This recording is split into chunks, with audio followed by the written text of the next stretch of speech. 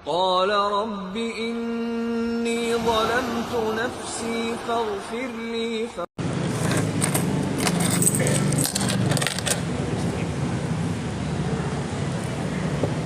Baik, bismillahirrahmanirrahim. Assalamualaikum warahmatullahi wabarakatuh.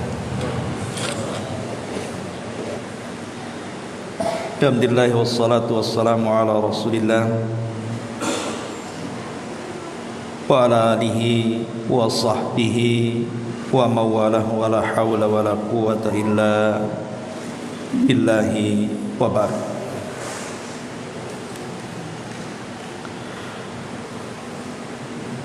Ma'asyiral muslimin wal muslimat rahimani wa rahimakumullah. Baik, kita akan lanjutkan kajian Kitab Tauhid dan kita masuk pada bab ke-51. Bab qaulullah ta'ala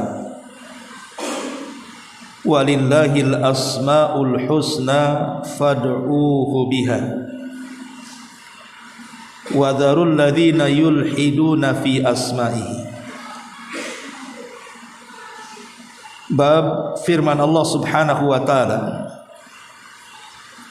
hanya milik Allah lah nama-nama yang baik, maka berdoalah kepadanya dengan menyebut nama-nama terbaik itu, dan tinggalkanlah orang-orang yang menyelewengkan dari nama-nama Allah yang baik itu. Jadi bab ini pengarang ingin mengalihkan tema yang tadinya bicara tentang tauhid al-uluhiyah, sekarang beralih kepada tema at-tauhid al-asma wa sifat. Tauhid yang menetapkan tentang nama Allah dan juga sifat-sifatnya. Walaupun bab ini tentu tidak serinci kitab-kitab yang lainnya dari kitab-kitab tauhid karya ulama klasik seperti Al-Imam Ibnu Taimiyah dan yang lainnya, akan tetapi Syekh ingin menjelaskan tentang akidahnya, sedikit berbicara tentang nama dan sifat bagi Allah Subhanahu wa ta'ala. Maka bab ini bab menetapkan nama-nama Allah hanya untuk Allah dan tidak boleh menyelisihinya. Baik, kita akan baca matannya baru kita jelaskan. Firman Allah Subhanahu wa ta'ala, walillahil asmaul husna fad'uuhu biha wadharul ladzina yulhiduna fi asma'ihi sayujzauna ma kanu ya'malun. Hanya milik Allah lah nama-nama yang baik, maka berdoalah kepadanya dengan menyebut nama-nama itu, dan tinggalkanlah orang-orang yang menyelewengkan nama-namanya. Mereka nanti pasti akan mendapatkan balasan atas apa yang telah mereka kerjakan. Dzakara Ibnu Abi Hatim an Ibni Abbasin radhiyallahu anhuma. Ibnu Hatim meriwayatkan dari sahabat Ibnu Abbas, semoga Allah meridhai keduanya, tentang firman Allah Subhanahu wa ta'ala, yulhiduna fi asma'ihi, orang-orang yang menyelewengkan nama-namanya. Kata beliau, maksudnya adalah yusyrikun, artinya mereka melakukan kesyirikan dalam bab nama Allah Subhanahu wa ta'ala. Wa anhu summul lata minal ilah wal uzza minal aziz. yaitu orang-orang yang menjadikan nama Allah untuk diganti dengan nama-nama berhala. Afan bacanya sammau Lata minal ilah wal Uzza minal aziz. Mereka orang-orang yang menjadikan nama-nama Allah untuk berhala mereka, seperti nama Al-Lata yang berasal dari Al-Ilah dan nama Al-Uzza yang berasal dari nama Al-Aziz. Wa anil A'mash, dan juga diriwayatkan oleh Imam A'mash, yadkhuluna fiha ma laysa minhu. Jadi Imam A'mash ketika mentafsirkan ayat itu, ia mengatakan mereka memasukkan ke dalam nama-nama Allah nama-nama yang bukan dari nama-nama Allah Subhanahu wa taala. Baik. Ma'asyiral muslimin wal muslimat rahimani wa rahimakumullah. Di sini Syekh ingin menjelaskan sedikit penyimpangan tentang bab nama dan sifat bagi Allah Subhanahu wa taala.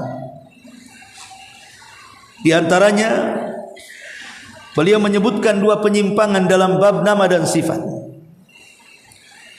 Pertama, mereka melakukan kesyirikan dengan cara menjadikan nama-nama Allah Subhanahu wa taala dialihkan ke nama-nama berhala, dan itu dilakukan orang-orang musyrik jahiliyah, di mana berhala-berhala orang-orang musyrik jahiliyah itu mereka memberi nama-nama berhala dengan nama-nama Allah Subhanahu wa taala. Seperti contohnya patung Lata. Lata itu muannasnya dari ilah.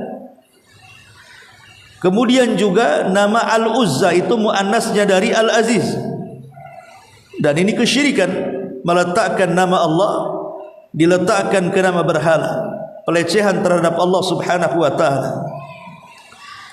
Dan yang kedua, sebagaimana yang dikatakan Imam A'mash, mereka memasukkan ke dalam nama-namanya atau memasukkan ke dalam nama-nama Allah nama-nama yang bukan dari nama-nama Allah Subhanahu wa taala. Dan dua-duanya termasuk penyelewengan yang ada pada bab nama dan sifat bagi Allah Subhanahu wa taala.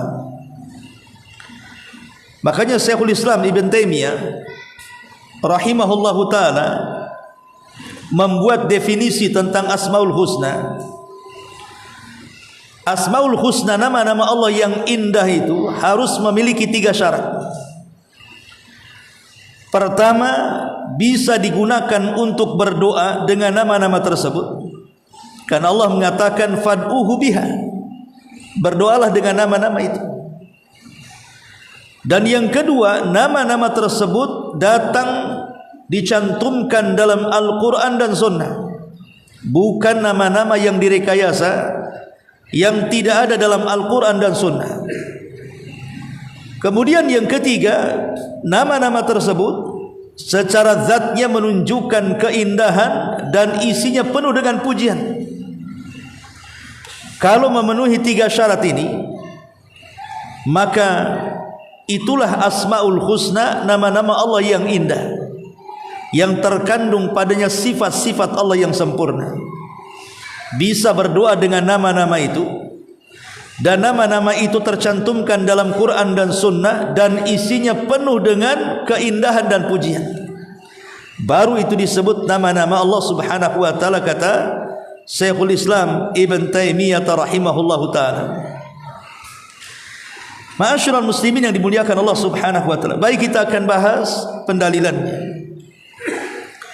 Di sini pengarang mengatakan Allah Subhanahu wa taala berfirman, walillahil asmaul husna fad'uuhu biha. Hanya milik Allah lah nama-nama yang indah itu, maka berdoalah dengan nama-nama Allah yang indah tersebut. Kita tahu bahwa Al-Asma Al-Husna itu disebutkan 4 kali di dalam Al-Quran. kalimat al-asmaul husna, nama-nama Allah yang baik itu disebutkan 4 kali dalam Quran. Pertama surah Al-Isra ayat 110, Allah mengatakan Qulidullaha awidur rahman ayyama tad'u falahul asmaul husna.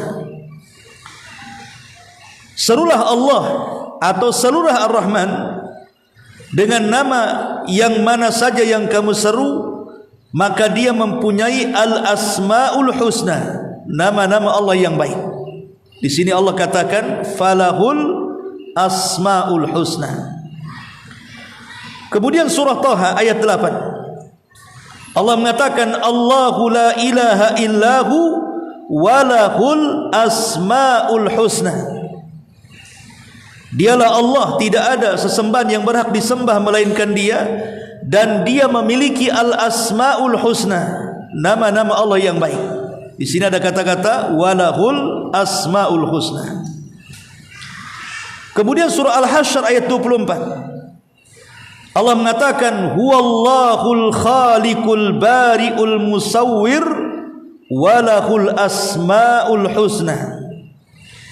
Dialah yang menciptakan, dialah yang mengadakan, dialah yang membentuk rupa, yang mempunyai nama-nama Allah yang indah. Di sini syahidnya walahul asmaul husna. Dan ayat yang sedang kita bahas surah Al-A'raf ayat 180, walillahil asmaul husna. Hanya milik Allah lah nama-nama Allah Subhanahu wa taala yang agung.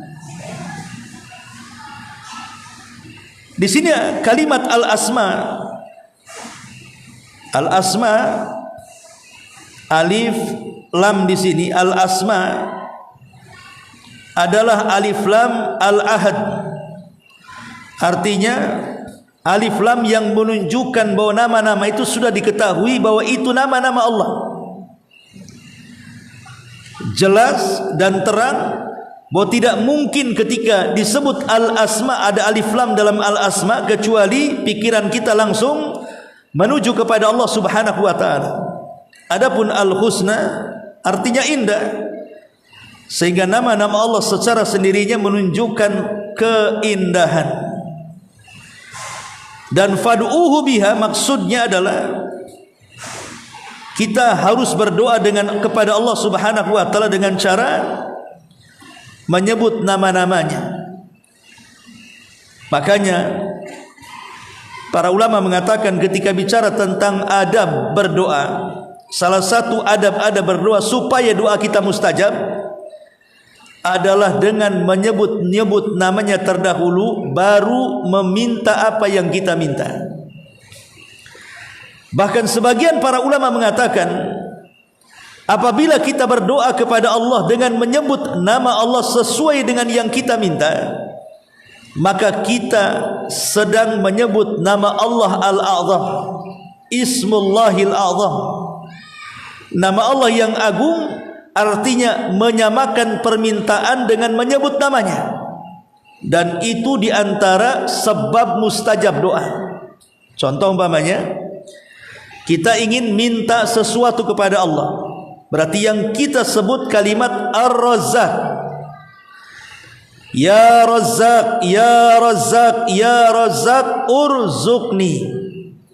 Wahai zat yang memberikan rizki, wahai zat yang memberikan rizki, wahai zat yang memberikan rizki, berilah rizki kepadaku. Jadi sesuaikan dengan nama yang kita minta. Kalau kita minta ampun karena dosa yang sudah kita lakukan dan kita ingin bertobat, berarti kita banyak menyebut kalimat Ya Ghaffar, Ya Ghaffar, Ya Ghaffar, Ya Ghaffar ighfirli. Wahai zat yang maha pengampun, wahai zat yang maha pengampun, wahai zat yang maha pengampun, ampunilah dosa-dosaku. Dan begitu seterusnya. Jadi mintalah sesuai dengan nama-nama Allah Subhanahu wa taala yang kita panjatkan kepada Allah. Walillahil asmaul husna fad'uhu biha. Dan walillahil matsalul a'la, tentu Bagi Allah permisalan yang lebih tinggi, ikhwan. Apabila antum butuh sesuatu kepada seseorang, terkadang sebelum kita meminta sesuatu kepada orang saja, kita harus memuji dan menjilatnya dulu. Pamannya antum mau pinjam uang sama saya, ya ada orang yang langsung main to the point saja, tapi ada yang pandai menjilat, kan gitu. Dipujinya saya tinggi, baru terakhir maksudnya, Ustaz bisa nggak pinjam uang? Artinya kepada manusia, terkadang kita melontarkan pujian-pujian sebelum meminta. Maka walillahil matsalul a'la, tentu kepada Allah lebih berhak dilakukan. Maka kita memuji nama-nama Allah Subhanahu wa taala sebelum meminta, dan itu bagian daripada adab Allah Subhanahu wa taala. Dan ketika Allah Subhanahu wa taala mengatakan walillahil asmaul husna, dan bagi Allah nama-nama yang indah, ingat syarat daripada asmaul husna, pertama sifatnya harus at-taufiqiyah. Maksudnya taufiqiyah itu harus terima jadi, tidak boleh merekayasa. Terima jadi ketika Al-Quran mengatakan ini nama Allah, ketika sunnah mengatakan ini nama Allah, maka kita tetapkan itu sebagai nama Allah. Karena Allah sudah menetapkan dirinya dalam Quran, dan Rasul pun sudah menetapkan nama Allah dalam sunnah. Maka sifat daripada nama-nama Allah harus at-taufiqiyah, artinya terima jadi. Jangan merekayasa, jangan mengada-ada. Apalagi membuat nama-nama yang bukan nama Allah dimasukkan ke dalam nama Allah. Karena Allah Subhanahu wa taala berfirman, Sabbihisma rabbikal a'la. Sabbih artinya mensucikan dengan menyebut nama Rabbmu yang maha tinggi. Ma'asyiral muslimin yang dimuliakan Allah Subhanahu wa taala, kelaziman dari kalimat taufiqiyah. Jadi ketika kita sudah meyakini bahwa nama Allah itu sifatnya terima jadi, tidak boleh merekayasa.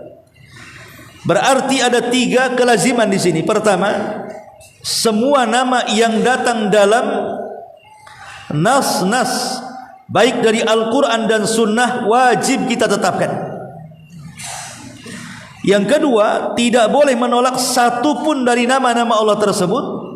Dan yang ketiga, tidak boleh memberi nama kepada selain Allah tanpa dalil, dengan menerapkan nama Allah diberikan kepada selain Allah, kecuali yang ada dalilnya, seperti Al-Aziz, boleh ya, gitu.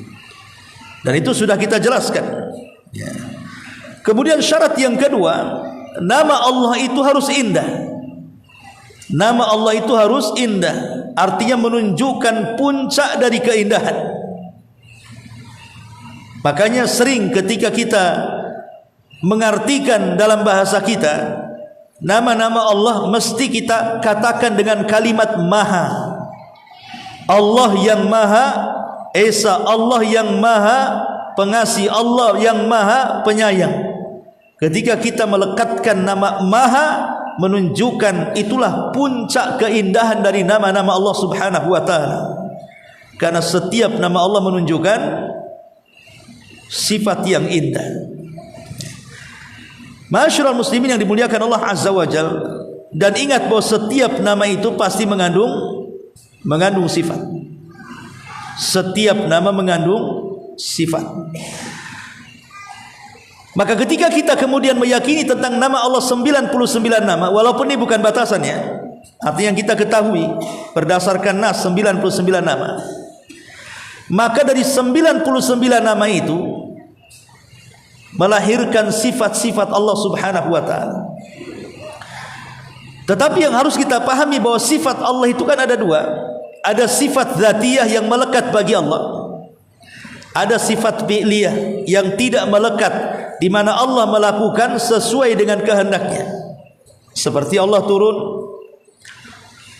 Allah hanya turun di sepertiga malam akhir saja. Selain itu Allah tidak turun. Artinya itu sifat fi'liyah yang sesuai dengan kehendaknya. Tapi kalau sifat dzatiyah itu sifat yang melekat, yang lazim bagi Allah Subhanahu wa taala. Tidak mungkin dipisahkan. Itu namanya sifat dzatiyah. Ma'asyiral muslimin yang dimuliakan Allah Subhanahu wa taala, baik. Kita akan mengenal tentang kaidah secara umum nama dan sifat bagi Allah Subhanahu wa taala. Pertama,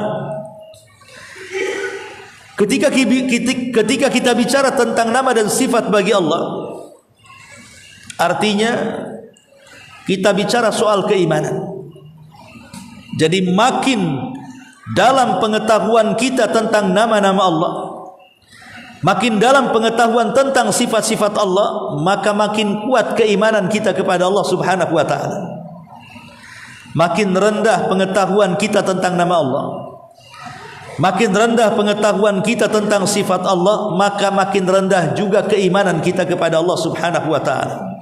Karena mengenal nama dan sifat itu madarul iman, tempat berputarnya iman. Karena kalau kita, walillahil matsalul a'la, antum kenalan dengan saya, setelah mengetahui namanya, bahkan nama aslinya tahu antum, nama kunyahnya tahu antum, kemudian sifat-sifatnya makin tahu antum, maka antum lebih yakin tentang siapa saya. Kamanya ditanya, antum kenal Abu Hurairah enggak? Oh, saya paling kenal. Kenapa? Karena antum bukan hanya kenal kunyahnya saja, kenal namanya lagi, kenal sifat-sifatnya lagi, dan begitu seterusnya. Walillahil asmaul husna, walillahil matsalul a'la. Tentu bagi Allah permisalan lebih tinggi lagi. Makin kenal nama-namanya, makin kenal sifat-sifatnya, maka makin tinggi tingkat iman kita kepada Allah Azza wa Jalla. Yang kedua, dengan mengenal nama dan sifat bagi Allah, itu bagian daripada ruknun min arkani tauhid. Berarti kita masuk pada rukun dari rukun-rukun tauhid. Kita tahu bahwa tauhid terbagi menjadi dua.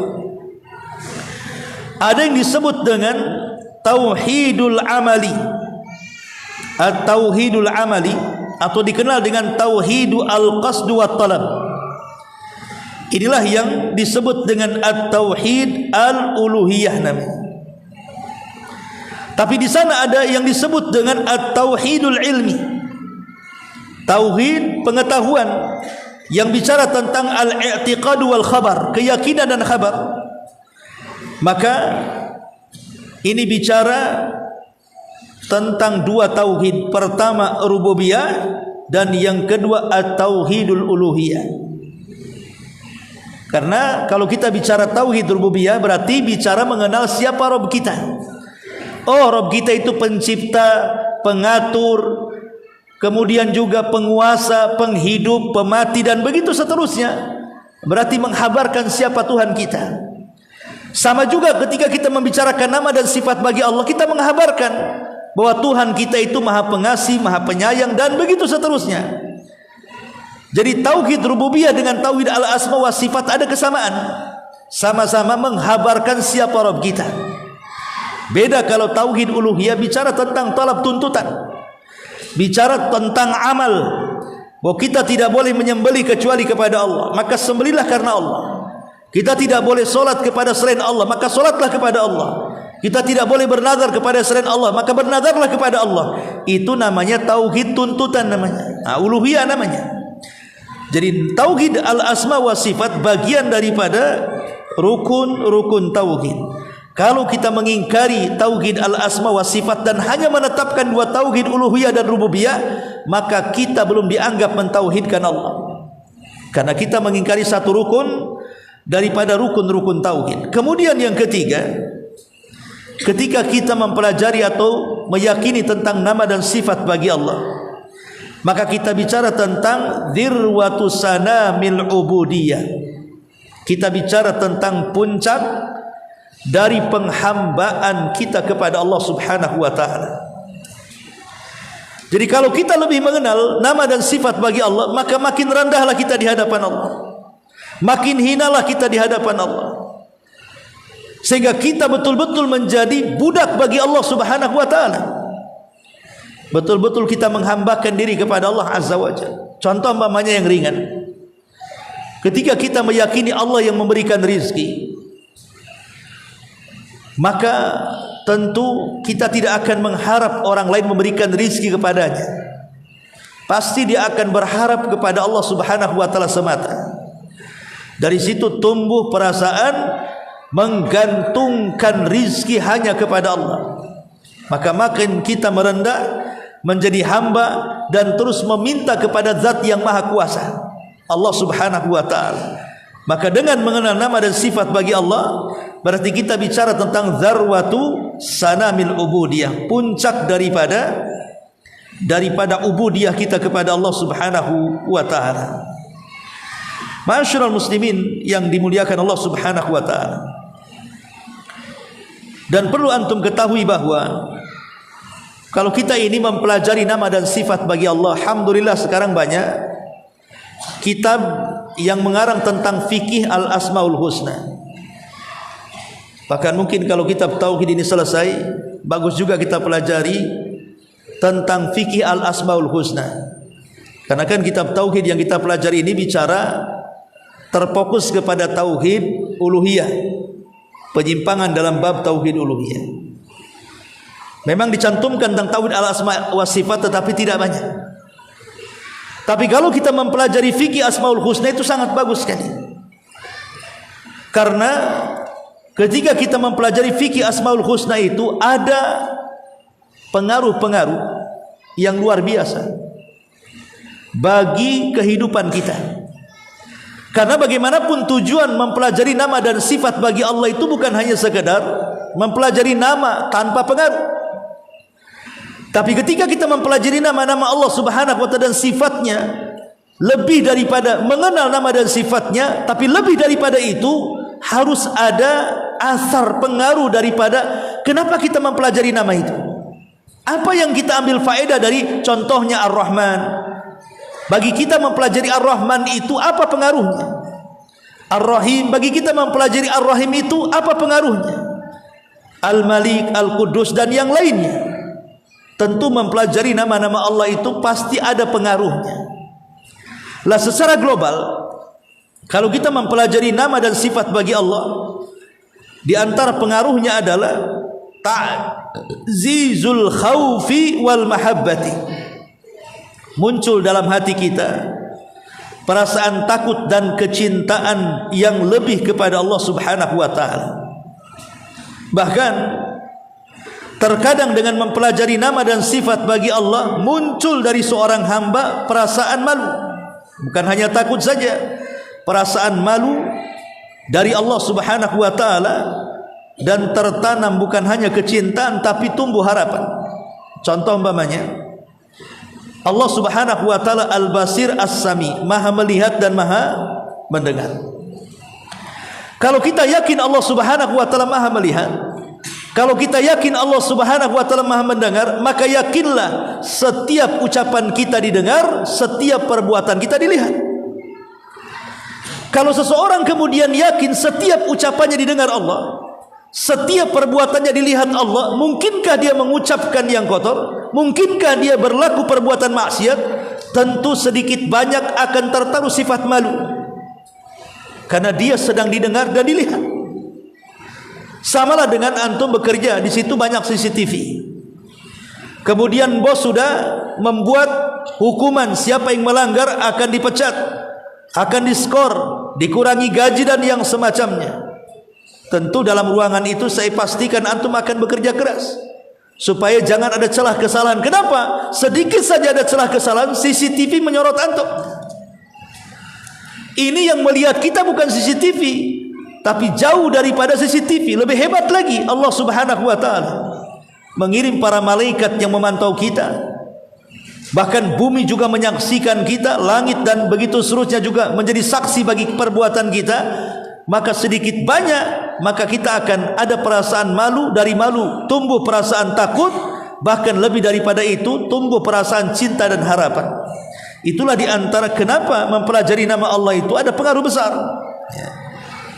Kemudian yang kedua, ziyadatul yakin wa sa'adah.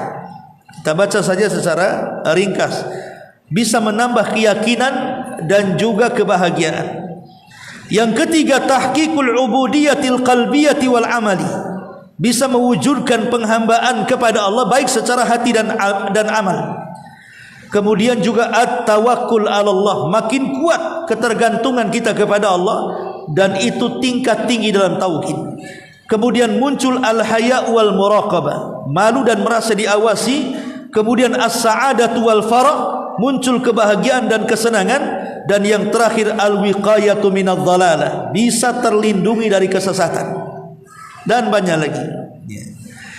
Tapi bab ini pengarang ingin mengatakan tentang beberapa penyimpangan, karena Allah mengatakan, Allah Subhanahu wa taala mengatakan dalam ayat ini, wa dzarul ladzina yulhiduna fi asma'i, dan tinggalkanlah orang-orang yang menyimpang dari kebenaran dalam menyebut nama-nama Allah Subhanahu wa taala. Baik, apa saja penyimpangan secara global yang terjadi ketika kita bicara soal memahami nama dan sifat bagi Allah Subhanahu wa taala? Yang pertama, memberi nama patung-patung yang batil itu dengan nama-nama Allah. Antusammil asnam bi asma'illahi, memberi nama patung-patung dengan nama-nama Allah, seperti yang dilakukan oleh orang-orang jahiliyah, memberi nama patung-patung mereka dengan sebutan Lata dan juga Uzza. Kemudian yang kedua, tasmiyatullahi bima lam yusammi bihi nafsa, memberi nama kepada Allah yang tidak pantas Allah Subhanahu wa taala diberi nama dengan nama tersebut, seperti yang dilakukan orang Nasrani dengan memberi nama bapa, dengan memberi nama anak.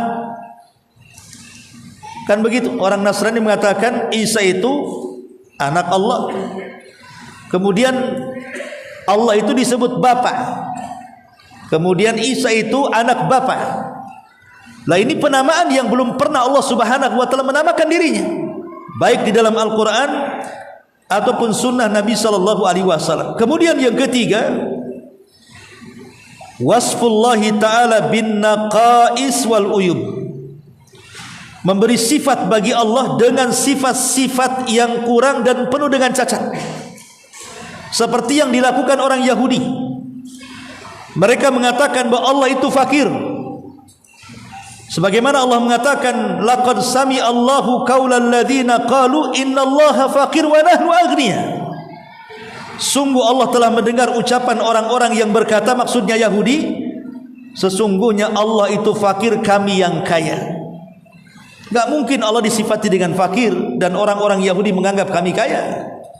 Maka ini satu penyimpangan yang sangat parah terhadap nama-nama dan sifat bagi Allah Azza wa Jalla. Kemudian yang keempat, ta'tilul asma'an ma'aniha, menghapus nama-nama dari makna-maknanya, bahkan kemudian berusaha untuk menyimpangkan hakikat-hakikatnya, seperti yang dilakukan ahlul bidah dari kalangan orang-orang Mu'tazilah, dari kalangan orang-orang Mu'tazilah dan yang sebelumnya Jahmiyah, yang dipimpin oleh Jahmi bin Safwan. Mereka mengatakan bahwa Allah tidak memiliki nama, Allah tidak memiliki sifat. Karena kalau ditetapkan nama dan sifat bagi Allah, maka kita menyerupakan Allah dengan makhluknya. Datang orang-orang Mu'tazilah, kami tetap menetapkan nama tapi kita buang maknanya. Jadi cukup namanya saja kita tetapkan, tapi sifatnya kita buang. Allah maha melihat tapi tak melihat, Allah maha mendengar tapi tak mendengar. Maksudnya gimana? Ya. Ini Mu'tazilah dan juga Jahmiyah yang lebih parah daripada itu. Kemudian yang kelima, tashbihu sifatihi bi sifati khalqihi, menyerupakan sifat-sifat Allah dengan sifat penciptanya, seperti yang dilakukan orang-orang musyrik yang menamakan dengan al-musyabbihun, orang-orang yang menyerupakan Allah dengan makhluknya. Seperti ada yang mengatakan, seperti yang dikatakan oleh Safwan Jaham ibn Safwan, menyerupakan Allah itu mirip dengan makhluknya. Atau orang-orang musyrik sekarang yang mereka membuat berhala-berhala. Orang-orang musyrik yang membuat berhala-berhala itu kan seolah-olah apa? Menyamakan Allah dengan berhala. Tengok berhala itu ada matanya, ada telinganya, ada perutnya, bahkan perutnya besar lagi kan itu ya. Itu kan sama dengan menyamakan Allah dengan makhluk namanya. Seolah-olah Allah itu memiliki sifat-sifat seperti makhluk. Persis seperti itu. Dan itu imajinasi yang keliru. Karena bagaimanapun menyerupakan Allah dengan makhluk ini sebuah hal yang mustahil. Karena begini ikhwan, kalau seandainya antum ingin menggambarkan botol ini, botol aqua ini, botol minuman ini, tentu antum harus pernah melihatnya. Kalau tidak pernah melihatnya, bagaimana antum bisa membayangkannya? Atau yang kedua, antum punya kembarannya, sehingga kita bisa mensifati lewat kembarannya. Lah kita tidak pernah melihatnya, kita tidak pernah melihat kembarannya, bagaimana kita menggambarkan Allah Subhanahu wa taala seperti makhluknya? Yang memungkinkan menggambarkan Allah itu adalah dari orang yang Allah Subhanahu wa taala beritahu tentang dirinya, dan orang itu adalah orang kepercayaan Allah, dan mereka adalah para rasul dan para nabi. Kita hanya bisa dapat informasi tentang siapa Rabb kita hanya dari para nabi dan para rasul.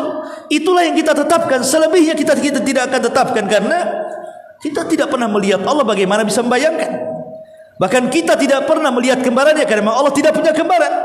Hanya mungkin satu-satunya mendapatkan kabar dari makhluk yang Allah percayai, dan mereka adalah para nabi dan para rasul. Sehingga bagaimana kemudian orang mentasbih Allah dengan makhluknya? Mustahil. Ya, ini yang kelima. Ya. Tentang penyimpangan nama-nama Allah Subhanahu wa taala. Termasuk juga yang keenam adalah orang yang mereka kemudian mentakyif dan mentamtsil, membagaimanakan dan menyerupakan. Ketika kita memahami nama dan sifat bagi Allah, maka pertanyaan kaifiyah bagaimana zat itu dilarang dalam Islam.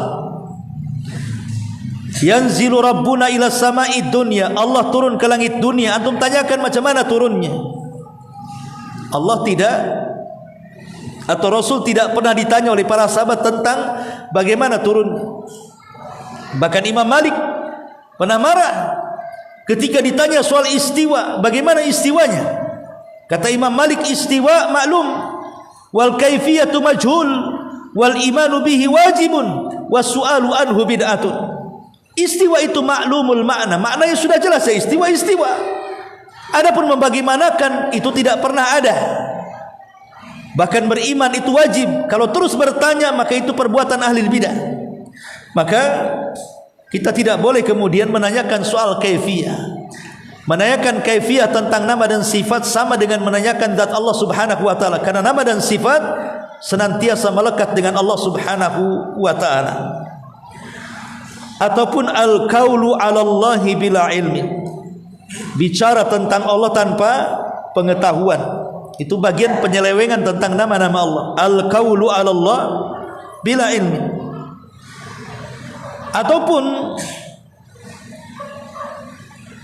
al-khalalu fit tauhid. Seseorang kemudian sudah insyaallah. Ya. Baik, sampai di sini. Subhanallah bihamdika asyhadu an la ilaha illa anta astaghfiruka wa atubu ilaik. Allahu ta'ala alam. Assalamualaikum warahmatullahi wabarakatuh.